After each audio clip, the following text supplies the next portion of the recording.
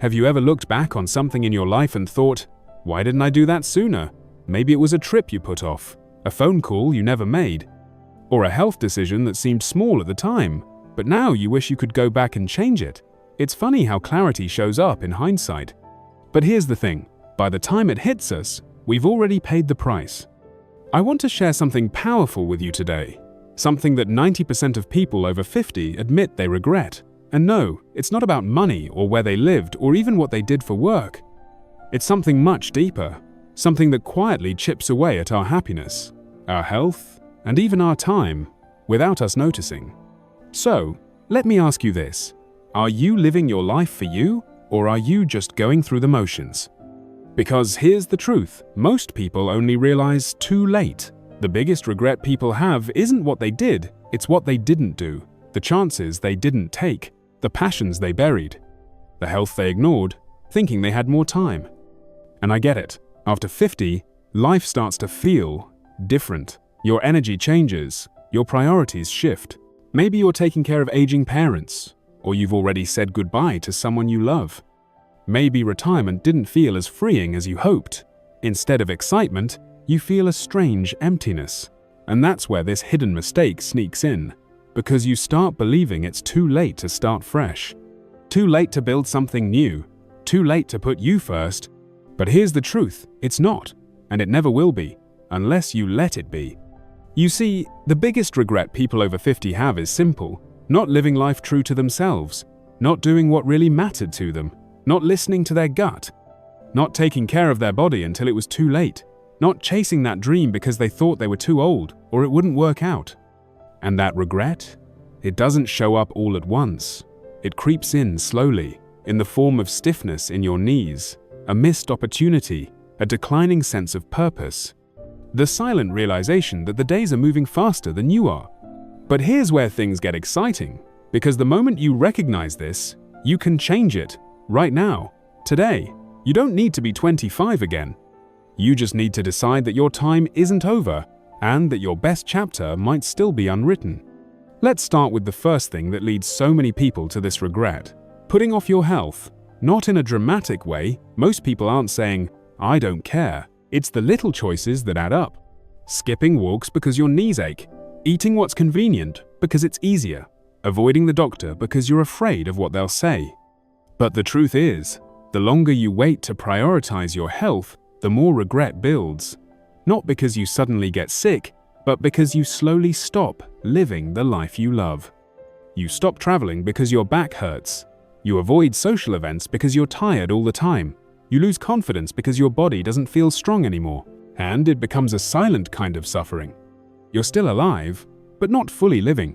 Now, I'm not saying you have to go run marathons or live on kale, but what if you simply started walking 10 minutes every day? What if you found a gentle stretch routine or added just one healthy meal to your day? What if you checked in with your doctor, not because something's wrong, but because you want to stay ahead of it? These little steps aren't about adding years to your life. They're about adding life to your years. And that's something most people don't realize until they've lost it.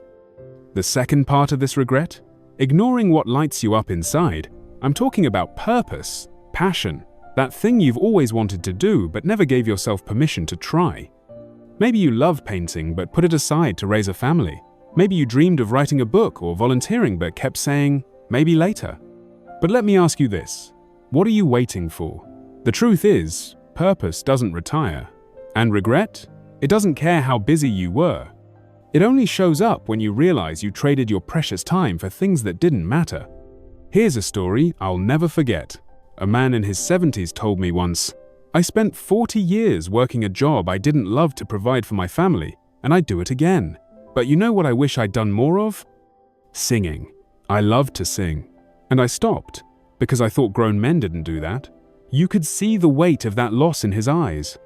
Not because he hated his life, but because he gave up something that brought him joy, and he didn't have to.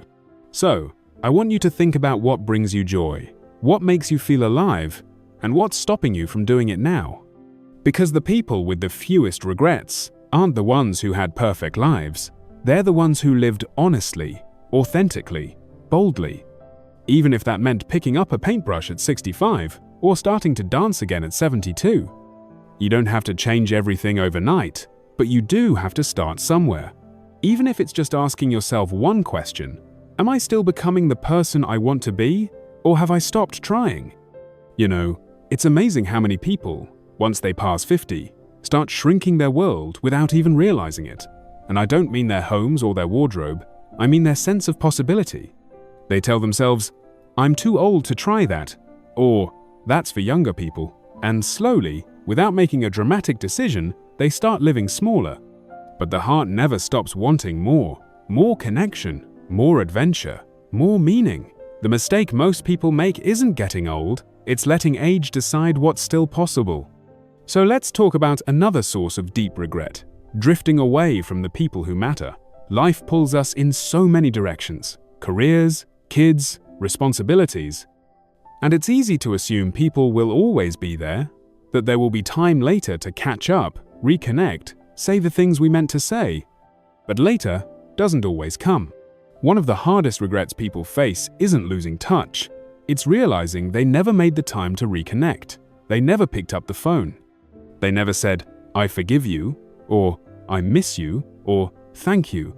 And when that window closes, whether because of distance, death, or simply time slipping away, there's a quiet ache that settles in the heart.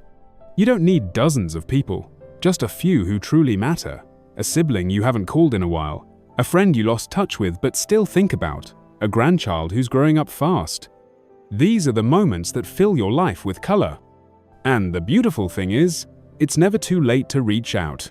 One call, one handwritten note, one message that says, "Hey, I was thinking about you." These are the small acts that prevent the biggest regrets. Now let's talk about something even more personal: your inner voice. That quiet whisper that tells you something isn't right or that something is missing. Most people ignore that voice. They drown it out with busyness, with distractions, with responsibilities. But that voice? That's the real you trying to speak up.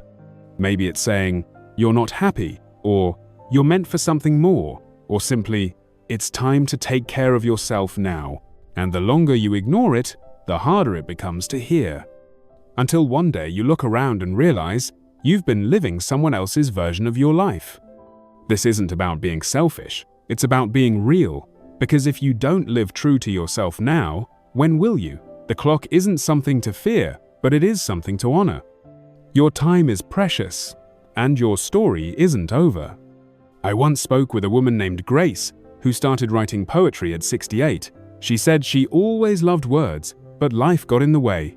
Kids, work, bills, you know how it goes. But then one day, sitting alone at her kitchen table, she picked up a pen just to see what would come out.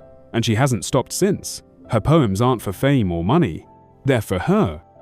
And she says she's never felt more alive. That's the kind of energy we're talking about here. Doing something that reconnects you to you. Whether it's singing, cooking, gardening, photography, building birdhouses, anything that makes time fly when you're doing it. It doesn't have to be big, it just has to be true. And here's another quiet regret that creeps in over time: staying stuck in routines that drain your joy. We all have them. That same show you watch every night because it's easy. That same food you eat because it's familiar. That same conversation you have with yourself that says, "This is just how life is now." But it doesn't have to be. You have more control than you think. Even tiny changes can ripple out in powerful ways. Trying a new class at the local community center, exploring a nearby park, rearranging your space so it feels fresh again. Saying yes to something new, even if it's a little uncomfortable. Because comfort zones are tricky, they feel safe, but they're rarely where the magic happens. And staying there too long, that's when regret starts to grow. And finally, one of the most heartbreaking regrets I've heard from people over the years is this: not asking for help when they needed it. Whether it's emotional support, medical help, financial advice, or just someone to talk to, pride gets in the way. Fear of being a burden, fear of seeming weak. But asking for help is not weakness. It's strength. It means you're still invested in your life, that you believe it can get better, that you're willing to do something about it. You are not alone. Whatever you're facing, there's someone who's been through it, someone who understands, and someone who would feel honored to help. But they can't if you stay silent. You deserve support. You deserve joy. You deserve to feel proud of how you're living, not just content to get through the day. So take a moment, breathe, and ask yourself honestly, am I avoiding change because I'm afraid, or because I've forgotten how much better things could be? There's something I want you to hear, and I mean really hear. It is not too late. It doesn't matter if you're 60, 70, or 85, you still have chapters left to write, and they can be some of the most powerful, fulfilling, and joyful ones yet. But the pen has to be in your hand, not someone else's. That's where the real shift happens. You see, one of the deepest regrets people carry into their later years is not that they failed at something, they regret that they never even tried. They regret the things they didn't say, the trips they didn't take, the chances they didn't risk, the dreams they stuffed in a drawer and told themselves, maybe someday. But someday has a sneaky way of never arriving, unless we grab it by the collar and say, today will do just fine. A man named Leonard once told me his biggest regret wasn't losing his job at 58. It wasn't even downsizing his home. It was this. He had always wanted to play the saxophone, but he never did. Not because he was too busy, but because he didn't think he'd be any good, and by the time he turned 75, his hands were too shaky to try. That stuck with me, not because he didn't become a famous musician, but because he denied himself the joy of even trying, the joy of sounding awful at first, then slowly improving. The joy of learning something new, not because he had to, but because he wanted to. This is the trap so many people fall into, believing that if you're not going to be great at something, it's not worth doing. But that's the mistake, that's the regret.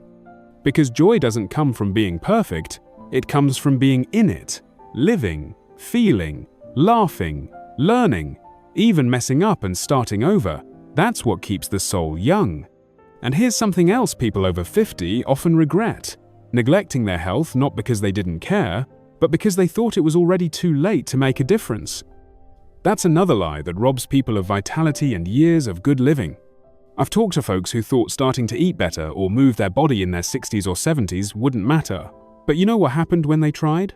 Their knees hurt less, their sleep improved, their energy came back, their confidence through the roof. Your body responds to care at any age. It just asks for consistency and a little patience.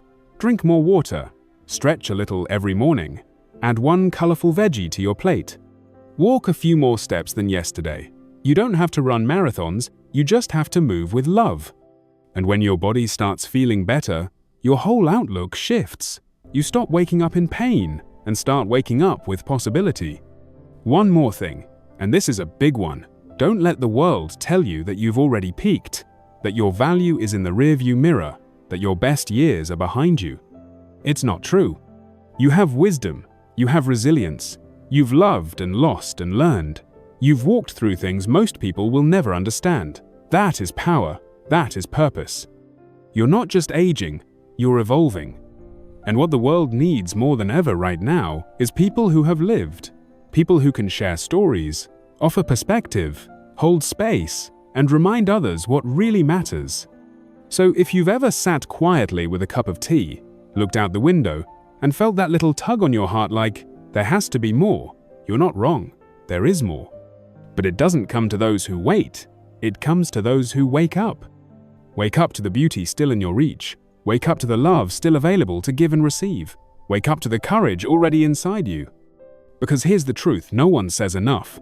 You're allowed to begin again, at 50, at 60, at 75, at 90. You are allowed to grow, to change, to try something new, to speak your truth, to let go of what no longer serves you, and to become someone even you didn't see coming. Regret is a heavy burden, but the good news is you can put it down. You can say, I don't want to be one of the 90% who looks back and says, I wish I had. You can be in the 10% who say, I'm so glad I did. So if this message resonates with you, if something in your heart feels lighter just from hearing it, take that as your sign, not from me, from you, your inner self, the one that's been waiting for permission to take the first step. And if you've made it this far, I want to thank you, because it means you're ready. ready to stop waiting for life to come to you and start showing up for your life. So take that walk, call that friend, say what you need to say, dust off that dream, and above all, treat yourself like someone whose best years are still in bloom. Leave me a comment and tell me what dream, habit, or small change you're ready to reclaim, because I'm rooting for you, truly. And if this spoke to your heart, go ahead and hit the like button and subscribe for more videos like this one. We're building a beautiful, supportive space here, and I'd love for you to be part of it. Here's to living your best life at any age. You've got more light to shine, and the world needs it.